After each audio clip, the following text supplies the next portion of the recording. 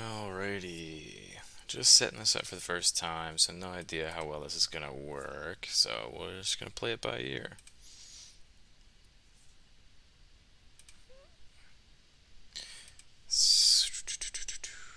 Done a lot of recordings, never actually any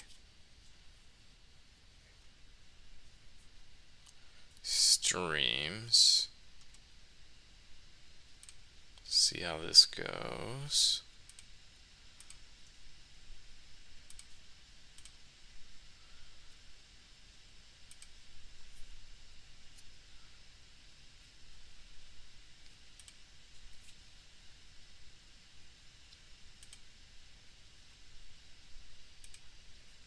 Okay.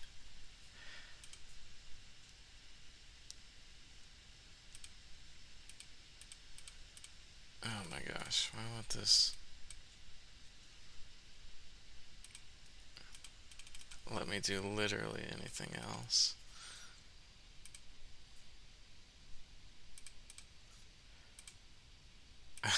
Sorry, this is gonna take me a minute to figure out. Okay.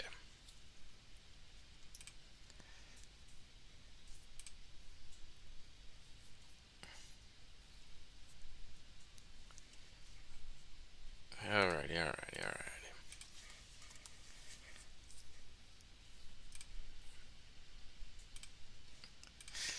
Okay. Let's get started. For real this time.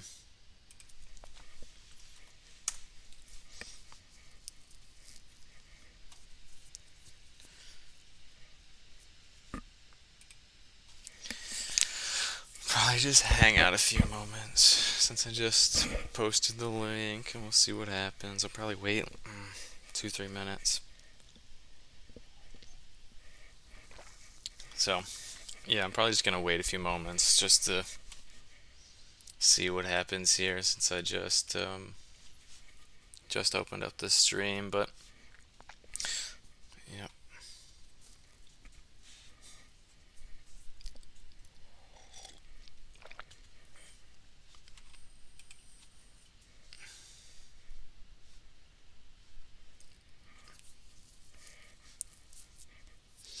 All right.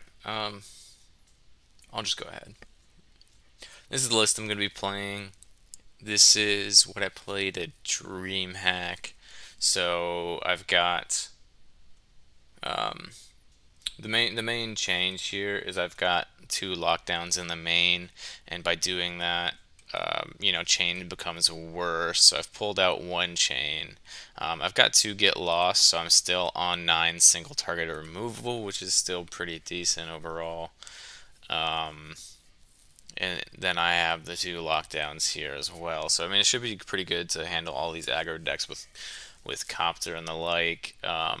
So we'll try that out. I think I saw there was somebody in the Discord who went up to like 3 or 4 lockdowns main, and they cut all the chains in favor of get lost. I think I might try something similar to that. Maybe I'd go down one chain, up a get lost, and 3 lockdowns potentially.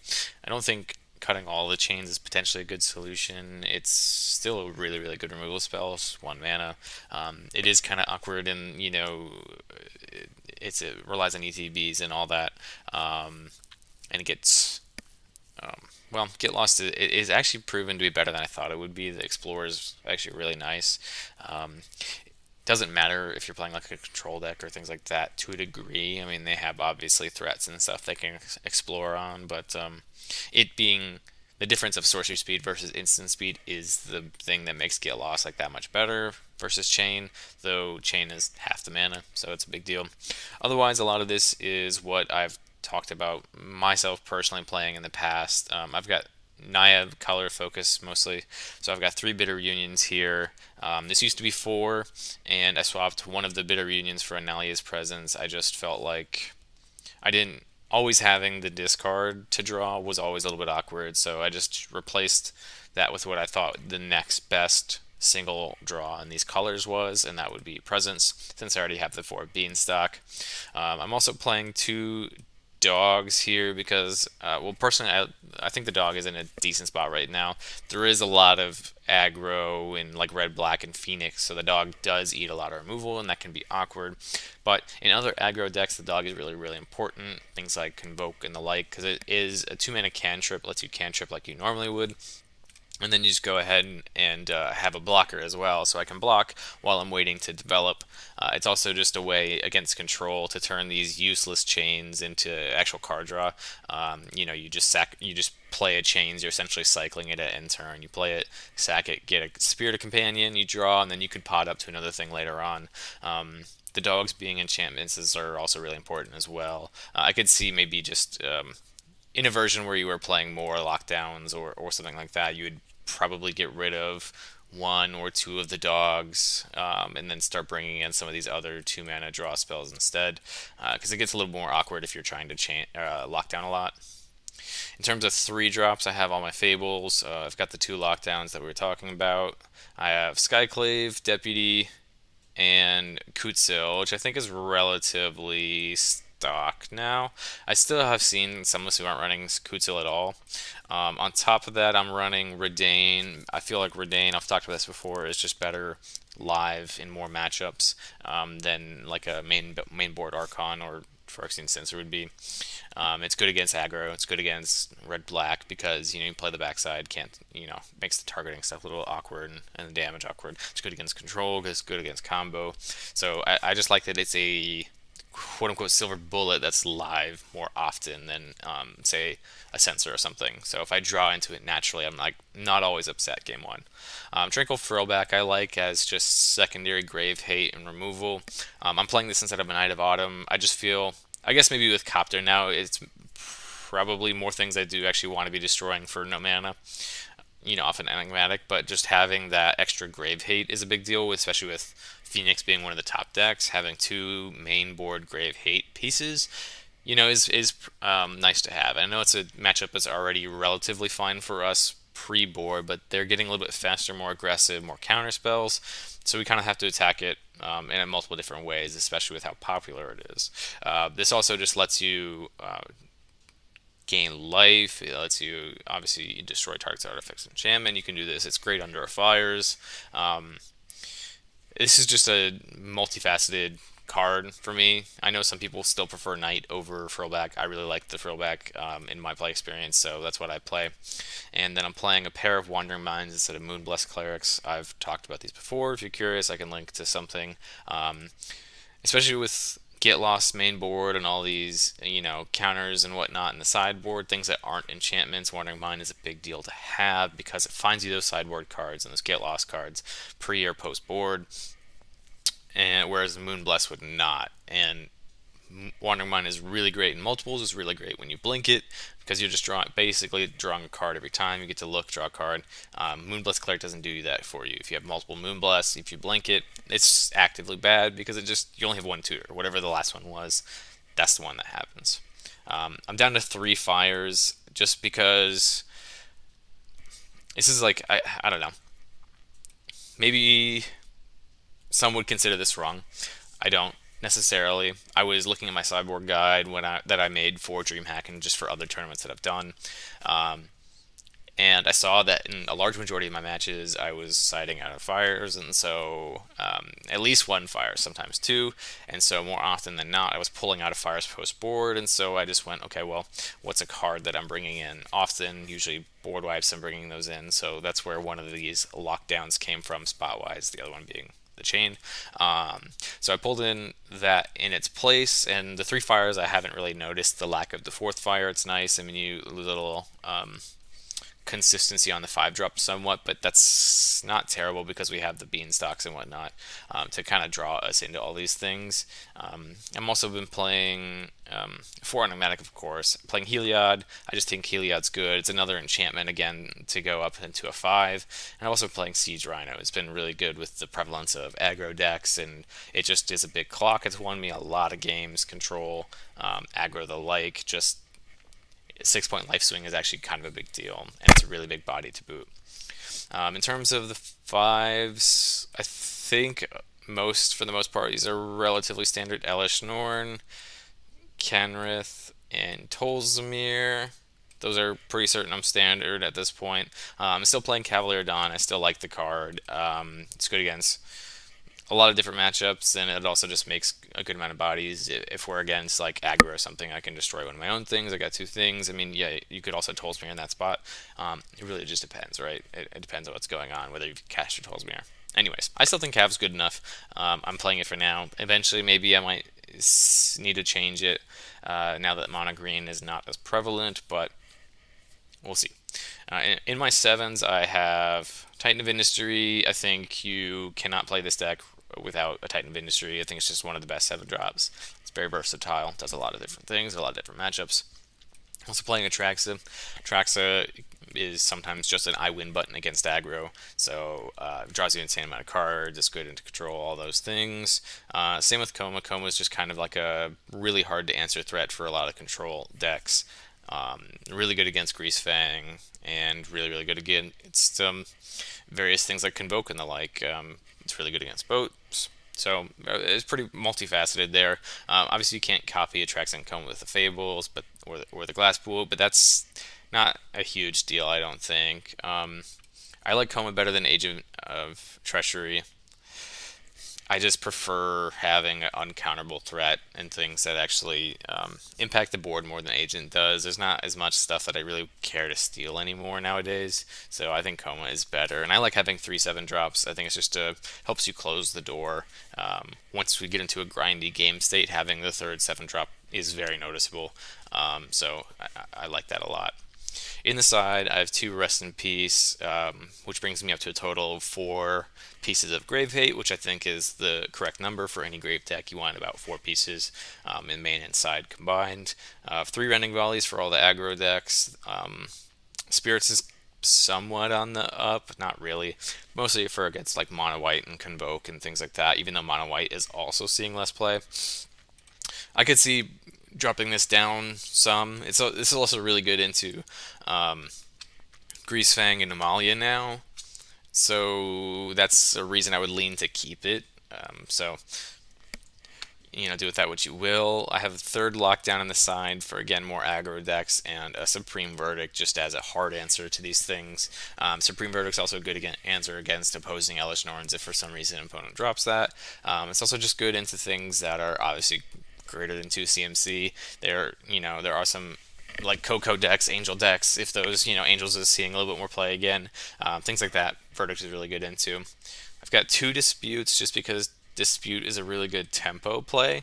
I don't like it as just a counterspell, because then a lot of these control decks and combo decks that we want to be bringing in the Disputes for, or just counter magic in general for, they oftentimes get to the point where they can just pay the 3 mana easily. So only 2 of those, and then the other, I'm playing 5 total counterspells. The other 3 are the 3 Dovin's Vetoes.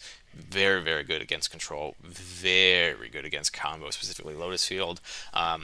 Sometimes you can catch them off guard, although you got to be careful, because if they see, game 2 veto and you lose that game against Lotus, and you go to game 3, a lot of times they will have a silence, and then you're kind of SOL. Phyrexian Censor is really good against Quintorius combo. It's really good against Phoenix. Really good against Lotus Fields. It's just a very good card to have. You can play it against Greasefang. You can play it against aggro, as long as they have hasters and whatnot. So because everything enters tapped, and it makes it a lot more awkward for them. Nimble Larcenist, just because Larcenist is a pretty good card. Thought sees your opponent's instant sorceries and artifacts, even if you're playing against boats. Or Take Away Copters, that's a pretty good one too. So I like Larcenist still, even though it can get disputed. I think that's fine. And then of course your Yanks are playing an 80-card deck. Alright, let me see actually. I think. Oops, hold on. Gotta pick up some ticks actually, real quick.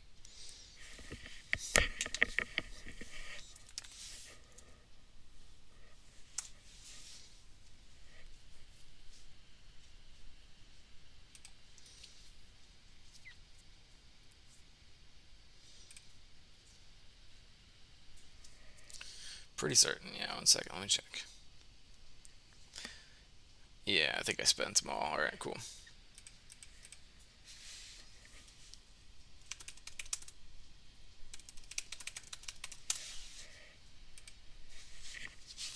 Mm, Alright, a little awkward. 1 second.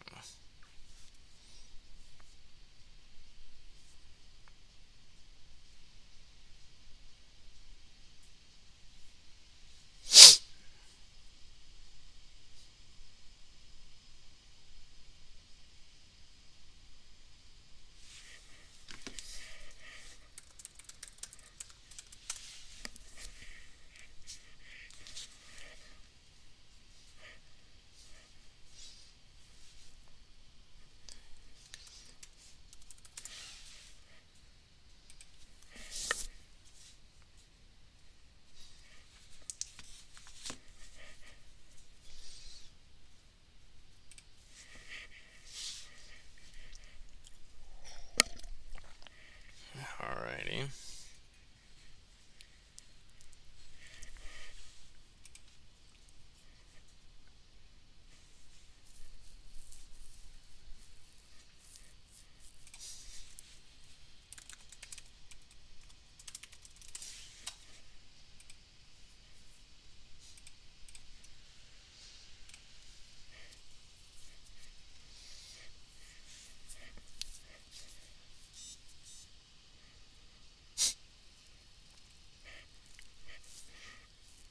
It's pretty interesting how they just let you, yeah, just kind of free reign. I mean, I don't know. Maybe they just don't let you confirm the trade after this. I don't know. I always thought this was kind of weird how they just let you go open this trade account with this person, just infinite ticks and whatnot. Like that's $24,000 nearly in ticks. That's pretty insane.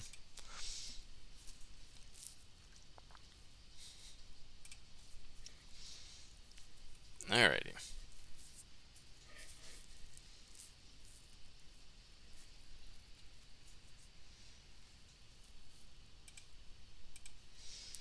And then let me set up real quick.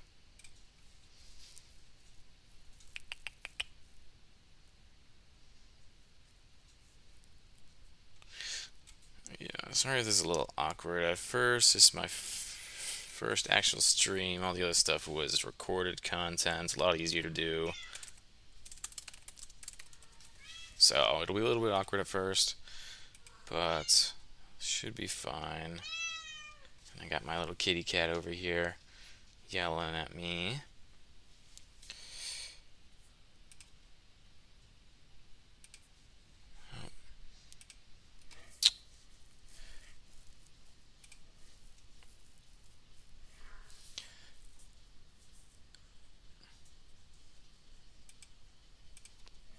Alright, there's card preview window.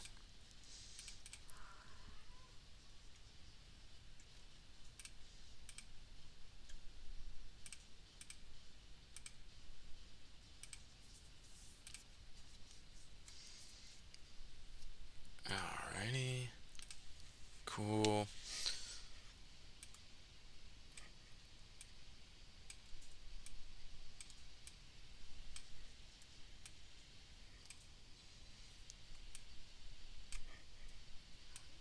What's it let me?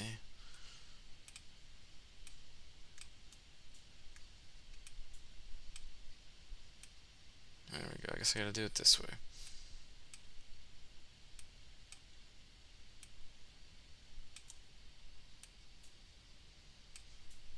Alright, let's go ahead and drop that there.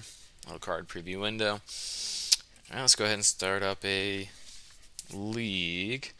I guess a lot of people are doing a super qualifier. I guess that makes sense.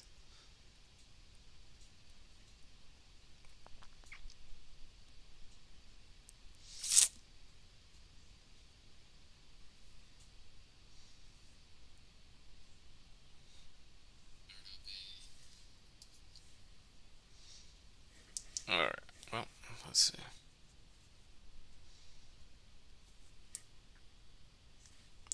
One second. Alright. Okay.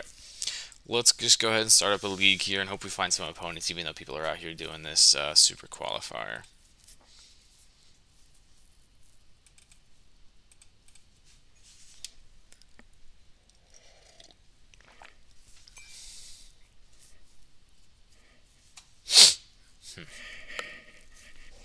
Yeah, it was nice. Now that it's the holidays, I got the weekend off, so I've been wanting to do some more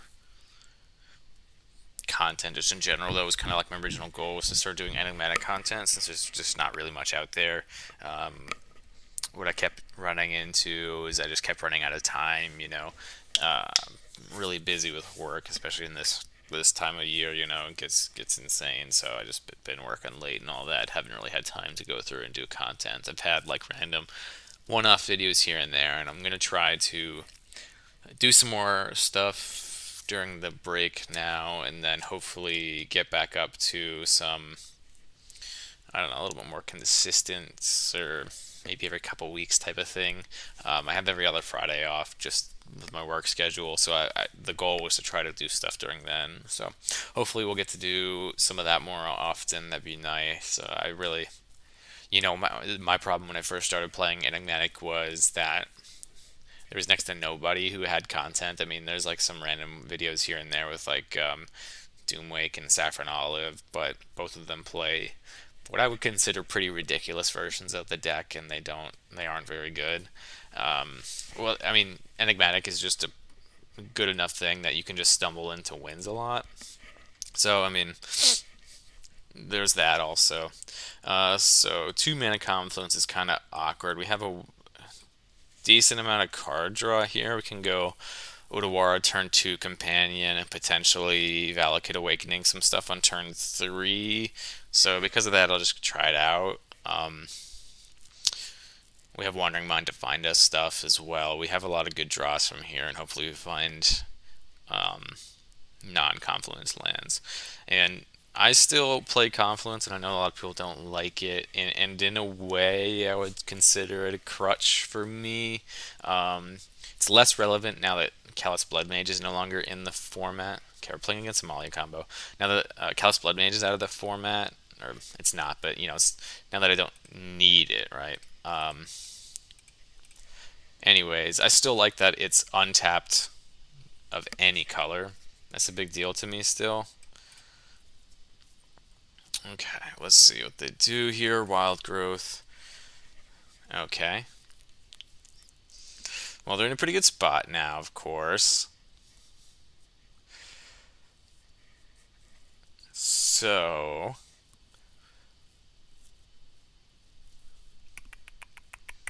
this is a kind of awkward spot to be in. I mean, if they just untap and play Amalia, all they do is they get a 2020 Amalia, which we have time to react to, but we don't.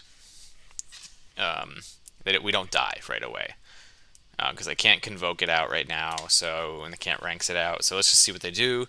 I'm probably just going to Valakut Awakening, but we'll just see what happens first. And if they attack with a Wild Growth Walker, we're not going to block.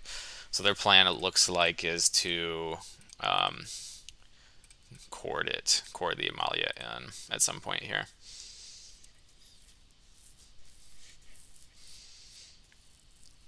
Yeah.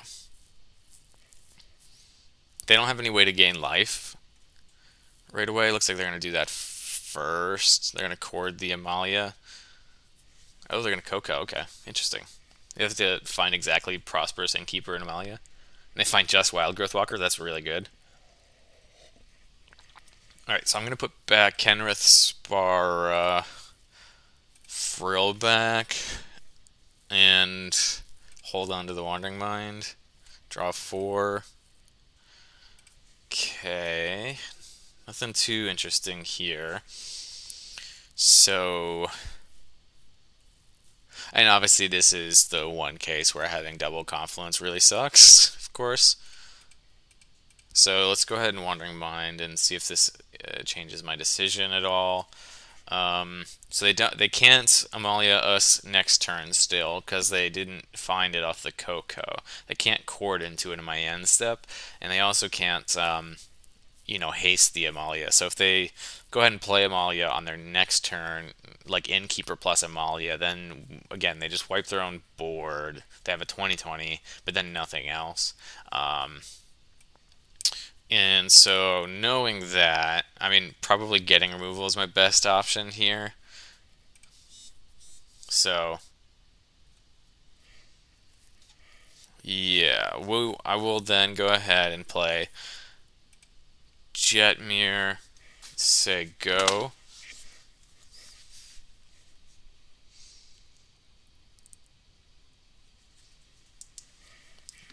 Okay, and keep her nice. I'm just gonna yield since I have nothing else to do. If they have the Amalia, then that's fine. If they have, let's see, 1, 2, they can chord for Amalia. So let's see. What I could do is I play Redain, hold up, get lost.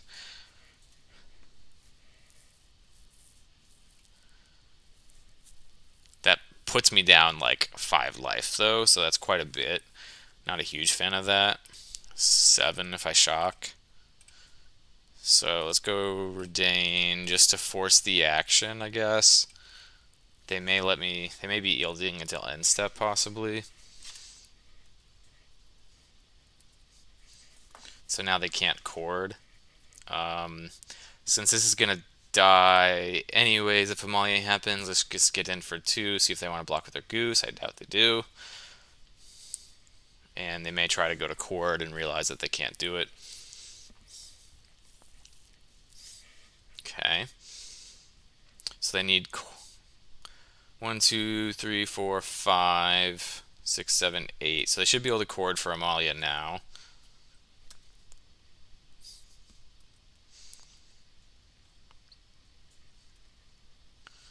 Alrighty.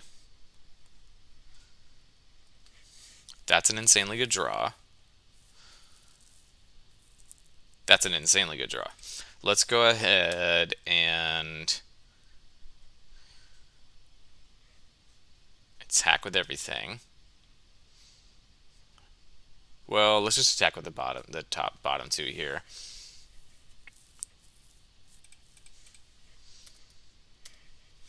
And if they try to Amalia us, that's fine, because then I will just lock down it in response. I'll play the tower.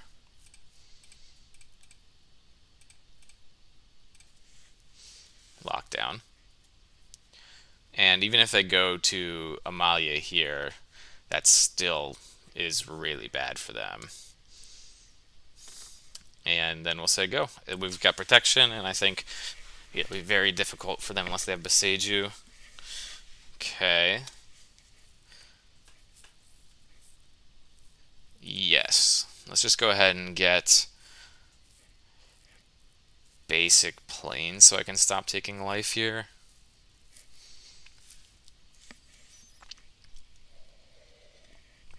Obviously, them having exactly Beseiju is really great for them, but there's like not really anything I can do about that.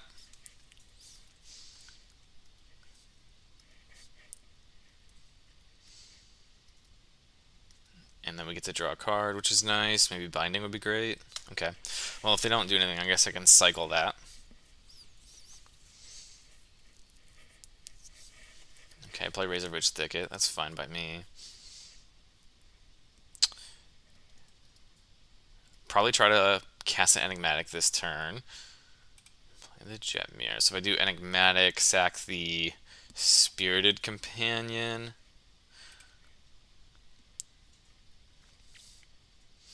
Yeah, let's go ahead and attack in the air. They've got 2 flying blockers, so I doubt they're going to use it, though. Let's go ahead and blue, green, 1, and 2. We're going to sack the dog, get a deputy, and get the wild growth walkers here.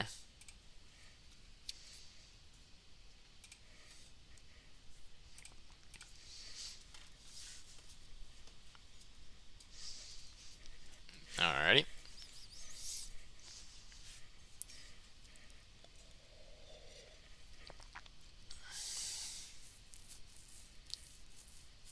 Yeah, because I don't think their deck really runs any removal. It's mostly just creature combo pieces, so they just try to go off. Well, they found a wild growth, 3rd wild growth. I could potentially blink my deputy, or I could glass pool at one of the 2, and then I'd be fine. but they are eventually just going to lose to Beats in the Air. So what I may choose to want to do here is if I play the Fable, I'll get a Goblin token and then just immediately sack it for Heliod to get my lockdown back is an option. I have lots of mana, so let's just go ahead and draw a card first and see what we find. We found another Fable, and I have the Get Lost backup, so I do feel relatively confident. 1, 2, 3, 4, 5, 6. So I need to hold. I can't play Toll's Mirror, so I can play. Let's play the Fable. Hold up, Get Lost. I'll attack in the air. And then let's get Skyclave this time. And we'll exile the Wild Growth Walker again.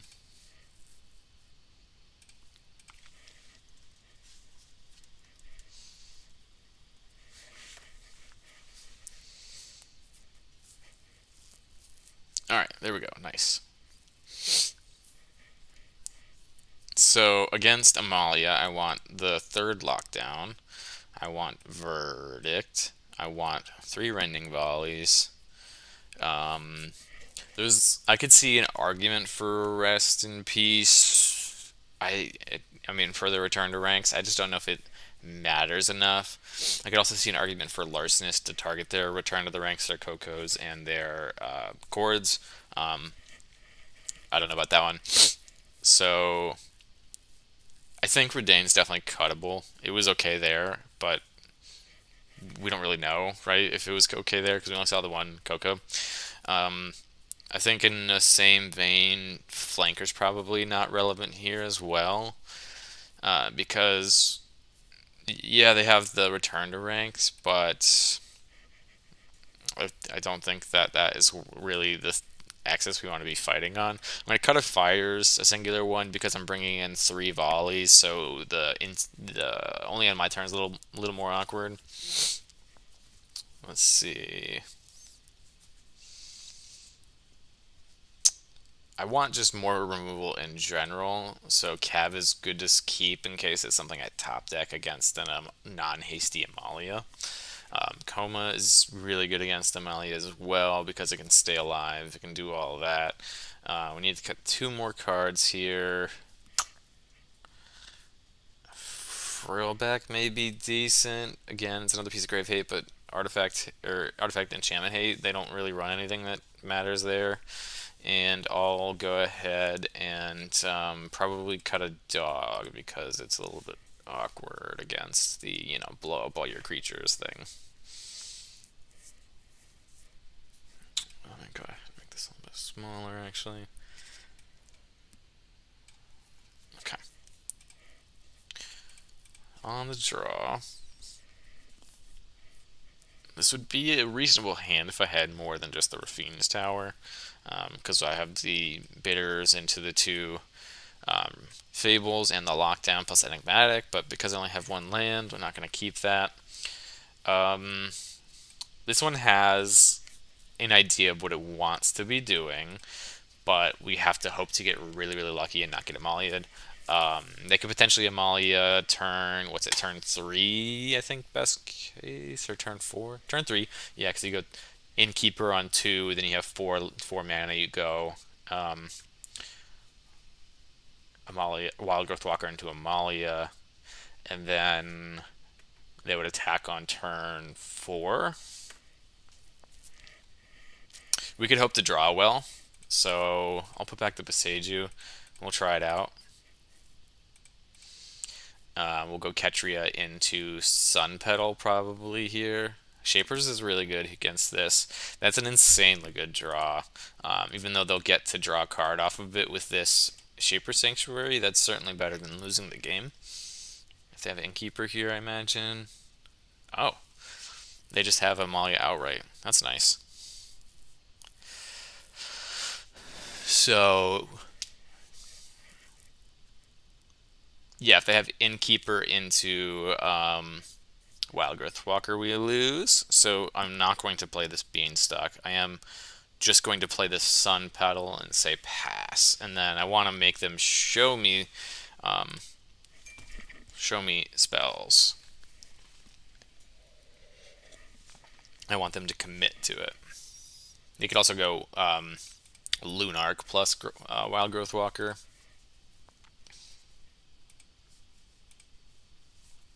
If they attack, I will just volley it now. I don't know if they meant to do that.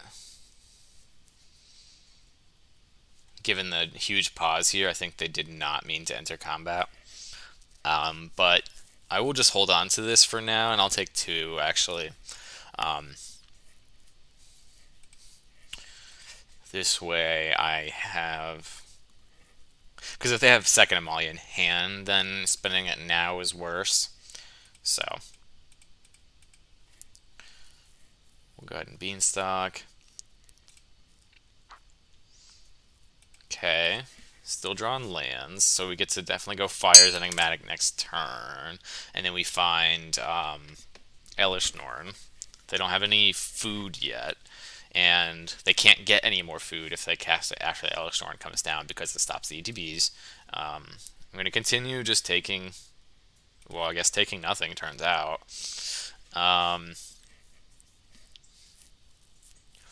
And so let's see. They have cord for 1, 2, 3, 4, 5, 6. So if they got...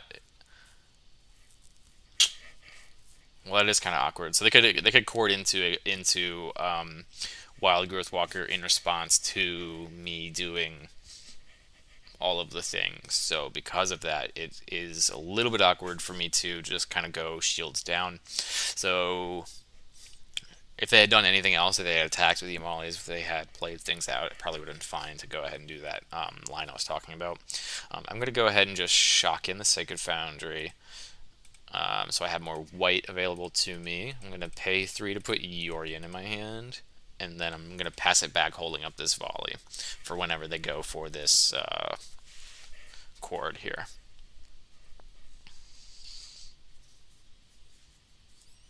Yeah. And we're going to wait till the trigger goes on the stack, because I don't want my volley to change what they get. And then now we go ahead and target.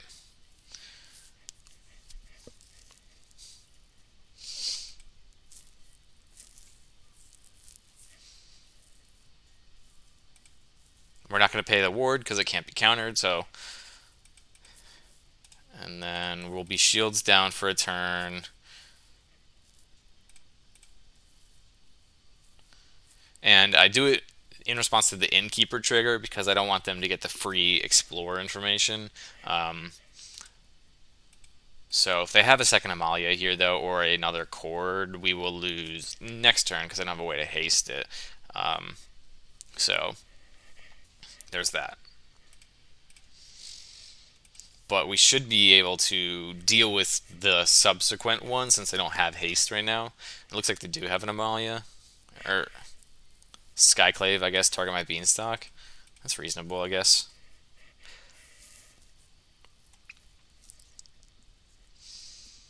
I take 2 down to 14. That's fine. Okay, just drawing the Elish Norn is, of course, awkward. But they can't quarter anything. They can't Skyclave the Elish Norn either. So it's probably not unreasonable to just hardcast this. And it sucks because I would have drawn a card, but like that's in the noise of things.